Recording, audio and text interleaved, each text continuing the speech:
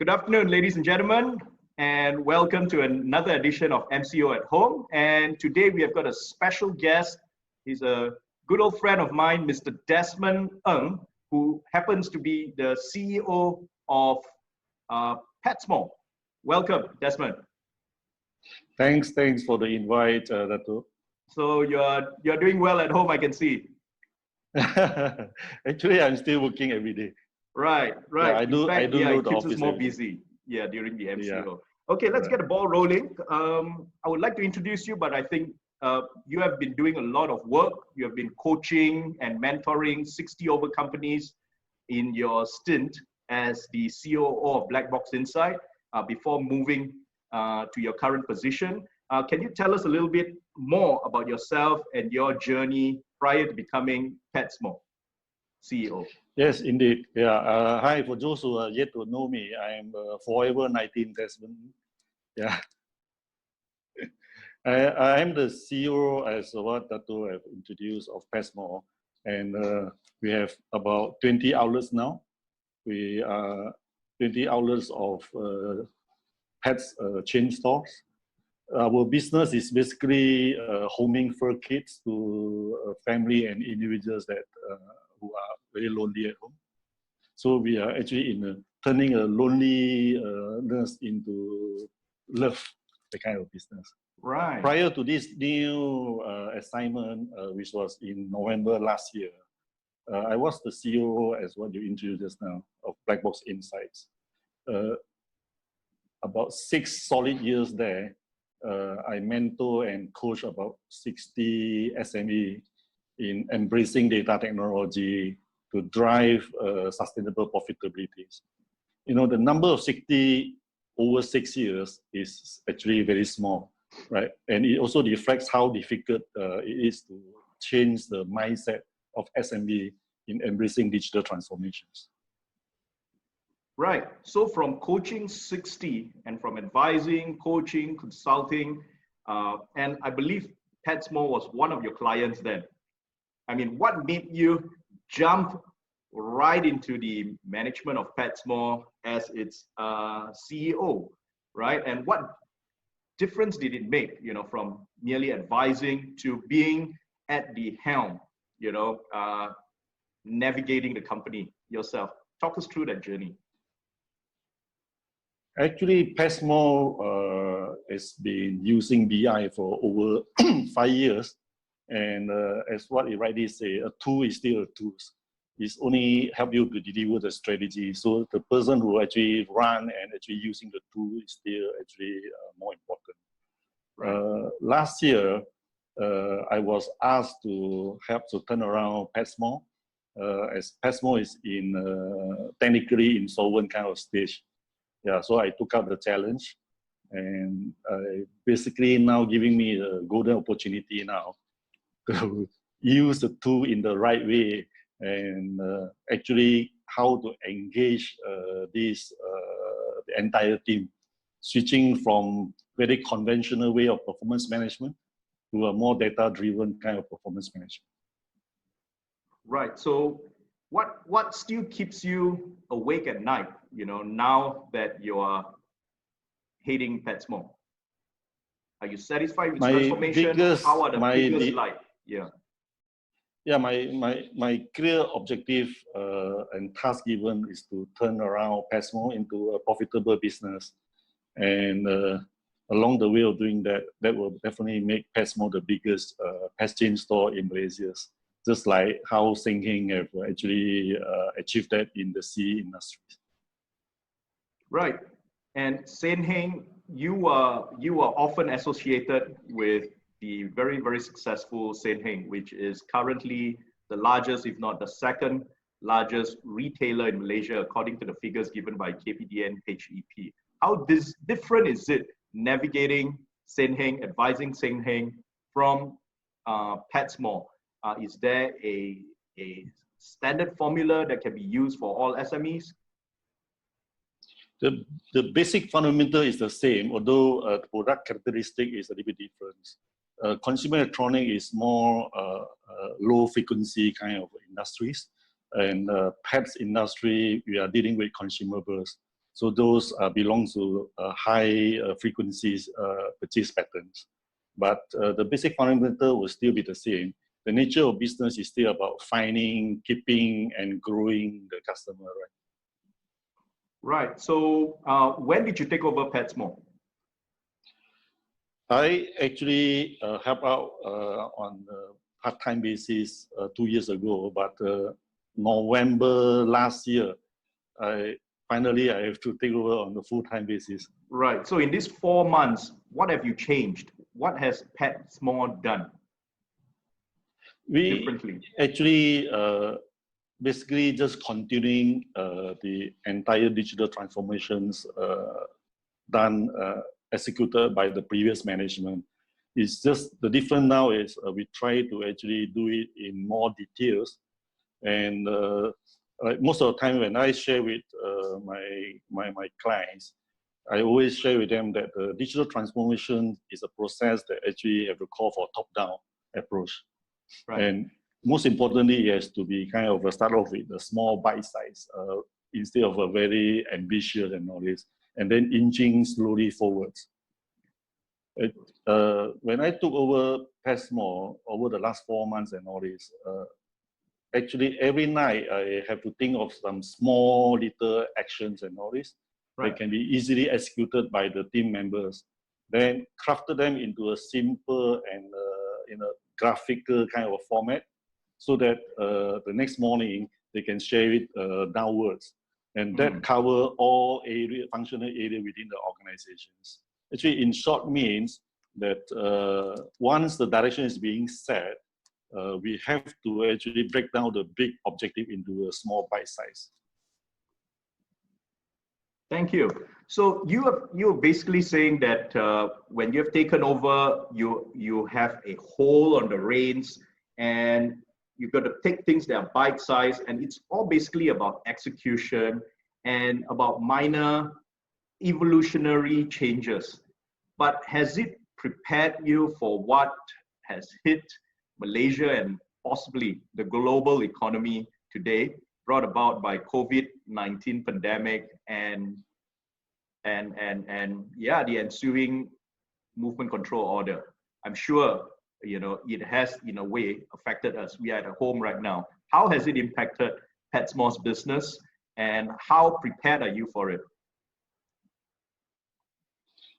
To be very honest, we obviously didn't see this COVID-19 coming and all this, but we are lucky in the sense that we have been actually kind of engaging actively online. We are also actually transformed into a more data-driven kind of performance management, meaning we rely a lot on data now to make decisions in terms of investment, in terms of any promotions, and so on and so forth. If you look at these coronavirus, it was reported somewhere around end of December. At that time, most of the Malaysians look at it like it's so far away from home, and we kind of take it quite easy, right? But for the retailers, we already felt it. Our traffic has dropped significantly, particularly those located in the shopping mall. You're talking about foot traffic in your offline. Yeah, the foot traffic to all the outlets and all this. The offline traffic has dropped significantly, particularly in the shopping mall and all this. In actual facts, before the MCO announced on the 18th, the traffic had dropped as much as 50%. And for Petsmore, we are really lucky.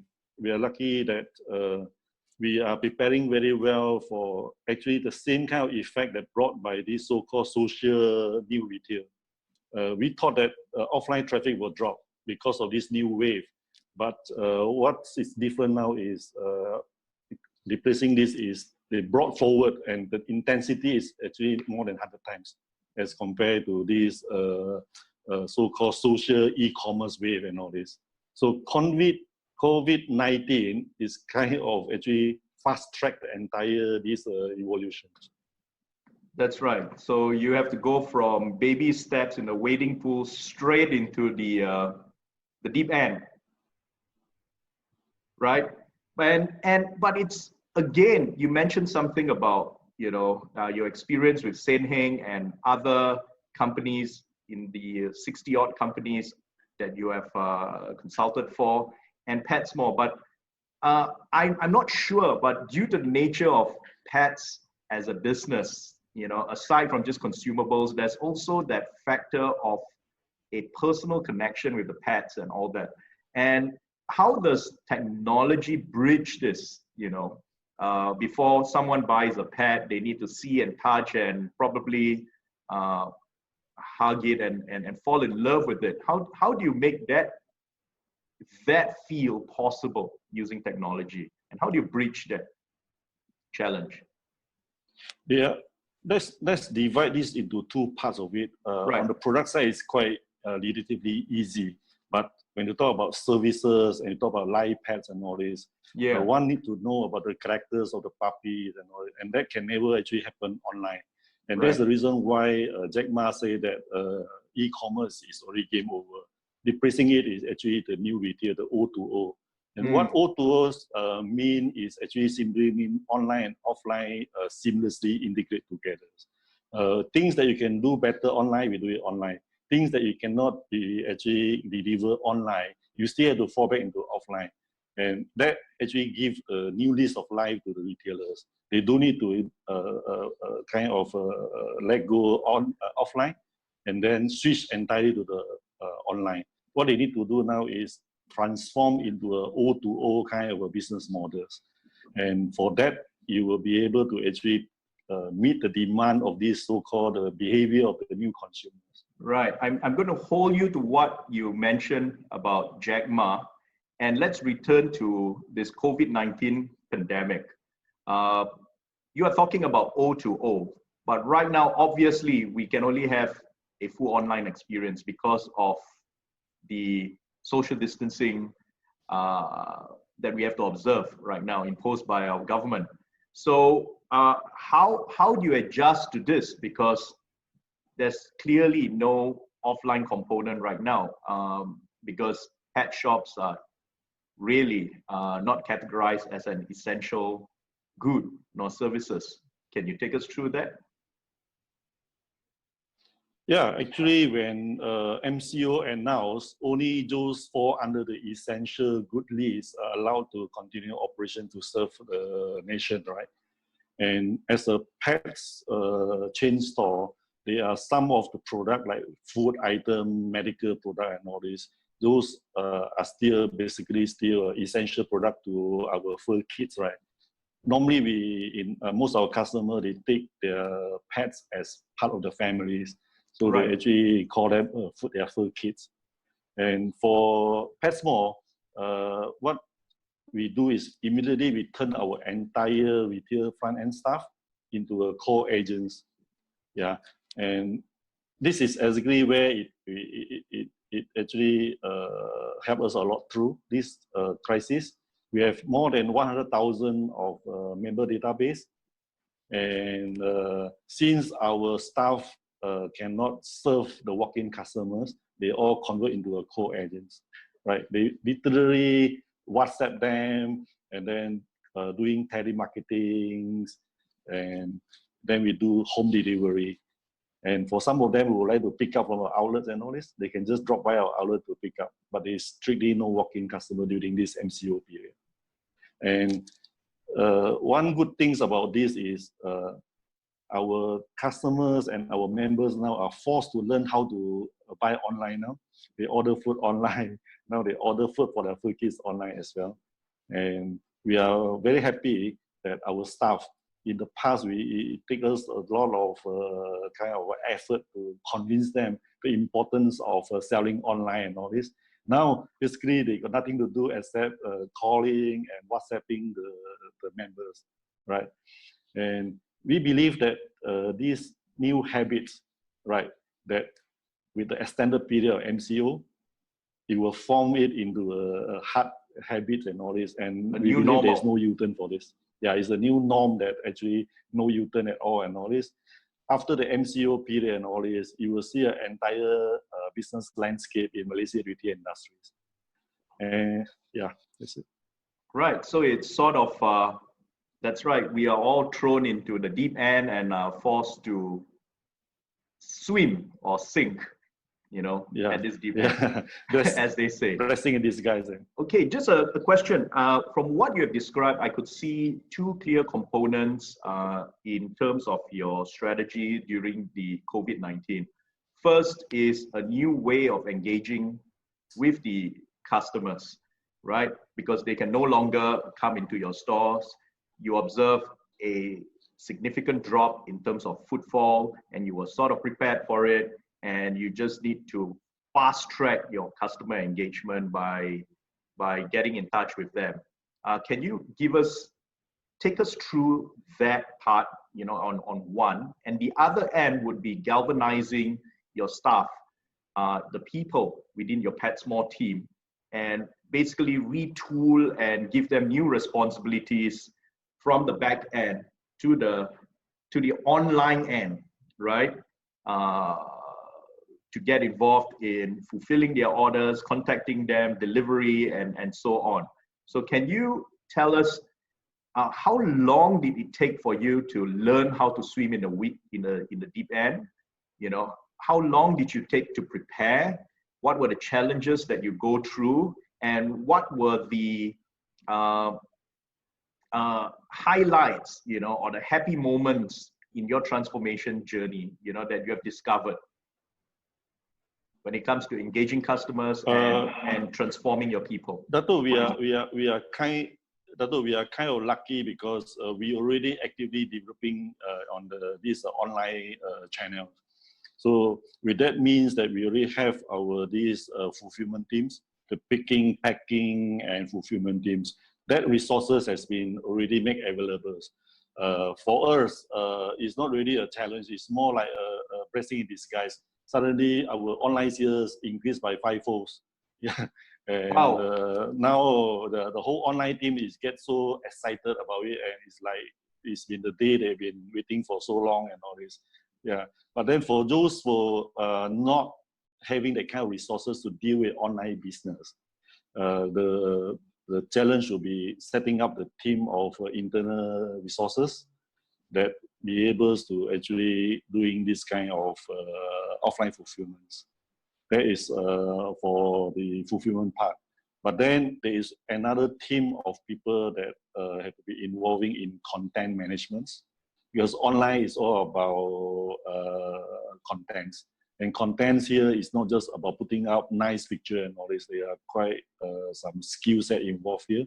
And also there are some tools for you to track and monitoring the sales and all this.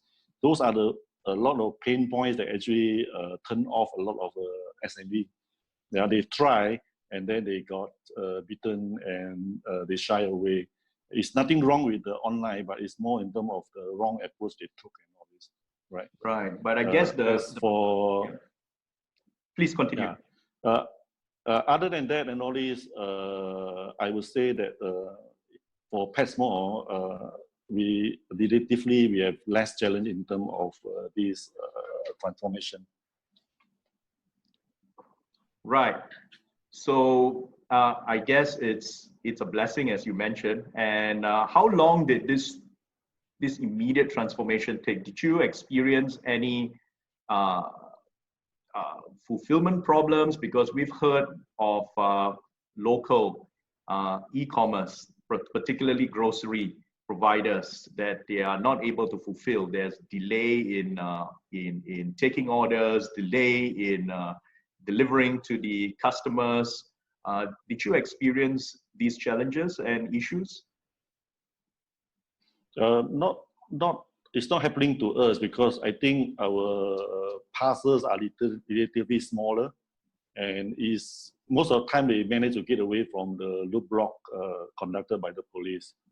Yeah, I think we are lucky in that sense and all this. But I think for those e-commerce that delivering bulky items and all this, they can be easily fall under the non-essential part and all this. For small parcel, the police can't determine what is the contents within the parcel. Right. So e-commerce, in the sense, fulfillment, we managed to get away from it. Right. I think even the authorities are learning from this new normal as well. You know, Yeah, it's very It's- chaotic and there's a lot of confusion. And, yeah. But the best way to learn is being in that crisis itself. You know, I remembered I was at Berkeley University in California with you about a year and a half ago, and they said the best way to learn about uh, parachuting or is to get off and to jump off the plane, not to read books and Yes. attend classes. You just push you off the plane. You've got no choice but to learn how to operate a sort of parachute. And I guess that's what's happening to most businesses right now in this crisis, right? So we are not prepared for it. We don't have time to do it. It's a question of do or die. And the best thing is just to learn along the way as you are dropping from 30,000 feet in the air, right? Yeah, Dato', do you know the difference if with and without the data? I cannot imagine if the same situation that we are facing with and without all the data. I think it will be a nightmare to us. It will be a real big problem to us. But with the data with us and all this, everything is so clear. We know who to call. We don't know what to offer them. We know when was the last time they actually come to make a purchase and all this. So I mean, it's not fair for me to comment on this. But this is really payoff time.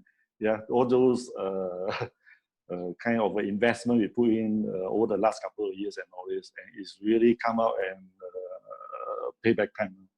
Is that the same as well for the 60 companies that you have assisted before in the past couple of years? You've prepped them up for, you know, for business intelligence, data collection, and analytics and all that. Has that paid them? Yeah, exactly. Because I would say 90% of those clients that I mentor and coach, they always feel to capture the customer transaction data. And depend on how how early they have started these transformations. I mean, it takes time to accumulate those database. So imagine if you have collected more than about 5 years data and all this, the base is big enough for you now to basically go in there and recycle all those database. Right. So, okay. So if I'm an SME company, I'm a retailer, right?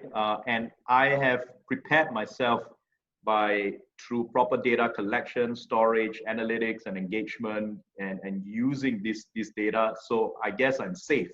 But what about SMEs who are slower to transform? Because you mentioned earlier in this interview that a lot of it's got to do with mindset of the SME, the business owner, the entrepreneur, the top management. So, and we know that it's been an uphill task, you know, convincing the SMEs, business owners to adopt business intelligence. Right now, is it too late for them to do something? Are we throwing them off the plane without any parachute? Can they still learn? Is there hope? Well, there is never too late and all this. In business and all this, when you see there are people getting out of the market and all this, and that will mean less man, more share, right? So if there are people getting out of market, the market becomes, even the market drop and all this, there are less people actually going after the piece of cake and all this. So I would say that it's never too late. Yeah, it's never too late. Right. So what in your view, all right, could things go smoother from what we have right now? I mean, given the challenges, given the circumstances, so many of us are still adopting, you know, makeshift tools and just getting whatever we can. So what else could be done to make things go further in terms of legislation, in terms of people development, in terms of strategies, in terms of tools? What is your advice? What else can be done? From the government part? I mean, government, the businesses, and the people. Because I think right now this affects everyone, you know, the government, the business community, as well as the people, the employers, the employees, as well as the customers. Right, I think you are right. I mean, the entire stakeholders has to now coming in and play their role. As for the government part and all this, they've announced some of this so-called relief fund to ease the cash flow of SME. They have some staff subsidies to help you to retain the staff and all this. I think that those are some of the good moves and all this, except that it's very confusing now and it's very slow in processing it. So that is the part that probably if the government can appoint an agency or one-stop agency and all this, and time is really of an essential and all this, and every day count and all this, and if you don't deal with it now, it's not surprising you see 25% to 50% of the SME will be out of the business. Yeah, and that will mean jobs lost along the way. Right. I so think the government really have to. They recently announced the setup of a cabinet committee on SMEs that are set to present to the Economic Action Council on Monday. Do you think that's a step in a good direction, or is that still 30,000 feet in the air? Yeah, I think in terms of execution and all this, the public sector is always not. Sometimes always a little bit too slow and also firing at the wrong place and all this, right? Sometimes good intention and a good budget and all this are not being kind of applied on those who really need it. For that, actually, if possible, Dato, you should actually bring the authority to the attention that I think the associations, relevant association, will actually know exactly which SME and all this really need those support and help. I think I'm sure they are. I've seen a lot of conversation with the president of SME Malaysia and Dato Sri Gary, the president of MRCA, and a few of them, and they have recently met up with a couple of senior ministers and the Ministry of Finance. That led to the announcement of the cabinet committee. So that is still essential in order to ensure the SME survival. So should we depend on the government? How much of course, should we depend on them? For example, they are in retail industry particularly and all this, rental and salary is the other two key components of our expenditures. And we've seen some shopping malls have actually done their part. They actually offer voluntarily or perhaps under pressure and all this, giving free rental during the MCO period. But there are still some of the malls, despite what we have written in and all this, they just keep silence about, and even now didn't reply us. I think this is a time that we call for all weather partners. They should actually come in and give a hand to ensure everybody can be able to survive through this crisis. Even staff-wise, we are very happy that a lot of our staff and all this offer to clear their annual leave voluntarily and still working at home and all this. It's a good opportunity for us now to basically do housekeeping on our staff force and also identify who are our business partners that can actually go the all weathers and go the distance. I believe after this MCO period and all that, you know who are the ones that you should actually work closer with. Yeah. That's right. So it's also a period for us to reflect on the future direction. So what's your advice to the entrepreneurs out there who are in different stages of preparedness for the MCO? And it's not just the MCO. I think it's the aftermath of the MCO as well. You know, we've read news that China has eased up on their lockdowns and people are still staying away from restaurants, staying away from retail. So there's going to be a new normal post-MCO. That's a recovery period. And then during this time, we're going to prepare for an eventual rebound, right? So how can you take us from your experience, you know, and from your point of view, how long is this going to take? And what should, you know, business owners do in order to prepare themselves for this long, painful journey to recovery? I think you're right, Dato. The COVID now or the COVID-19 aftermath and all this is not so scary as compared to the economy aftermath. One thing is going to be for sure, even when this MCO or COVID-19 is over, the fear factor is already established. Public in general and all this is actually phobia about going to crowded place.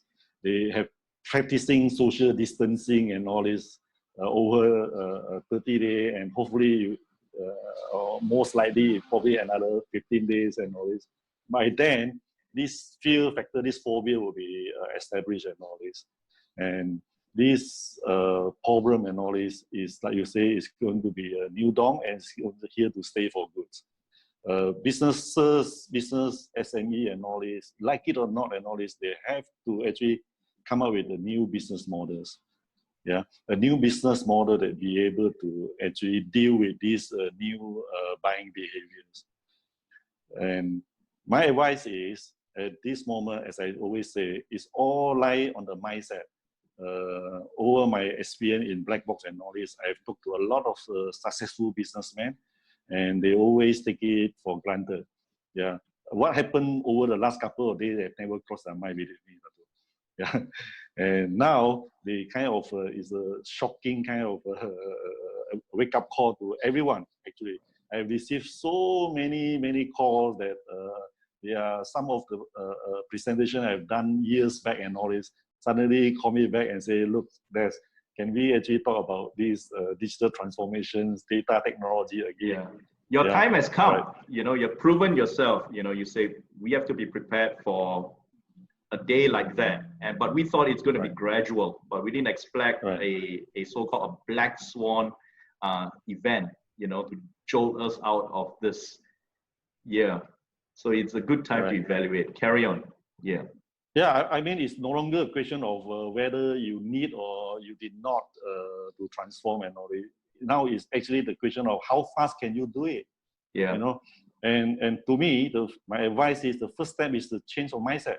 The business owner have to change their mindset into a grow mindset, into a data-driven kind of mindset. And actually, it's not difficult at all, Dato. In fact, it's so straightforward. Once the mindset is clear and all this, everything, the directions, the solutions will pop up in front of them so clearly and all this. Yeah, that's from my personal experience. All right. Thank you very much. Just any parting words for our viewers and readers out there before we end? I'm more than happy to share my personal experience on the one-to-one basis and all this. So anyone who are interested always can PM me personally. And to me, it's just a simple 3-step kind of thing and all this. Immediately or even right now, what everyone should do now is to sign up a mindset kind of grow mindset kind of workshop. There are plenty of this kind of workshop around and all this. So you mentioned 3 steps. Can you articulate those 3 steps very quickly? So the first step is actually to adopt a grow mindset and all this. And the competition in the 21st century is competition among data. So first, believe the impossibles. Yeah, that mindset has to be adopted first and all this. And the next thing to have is to acquire 2 sets. And 2 sets now is so affordable because everything, a lot of solutions that it offer on the SaaS models, the software as the service kind of models. So it's like a utility kind of concept and all this. So just subscribe to any one of those new retail toolkits and all this. So with the 2 sets and all this, just need to actually copy and innovate, you know. Just get someone that already have successfully transformed, and then get them to become your mentor. I have so many of friends that have successfully transformed and all this. They are more than happy to share actually. Young and successful businessmen that benefit from these transformations. They are not selfish. They are generous enough to share and all this. Pick a mentor and all this, and copy and innovate from them. This is the cheapest and safest way to transform. Thank you. So 3 things: the mindset, tool sets, and the skill set. So thank you very much for your time. And it's always been very, very wonderful and enjoyable chatting with you. Usually we do it over a cup of coffee, but today it's online, but nevertheless, Sure. it's great to see you. And ladies and gentlemen, we are with Mr. Desmond Ng, the very dynamic and energetic CEO of Petsmore, Malaysia. Thank you very much. My pleasure.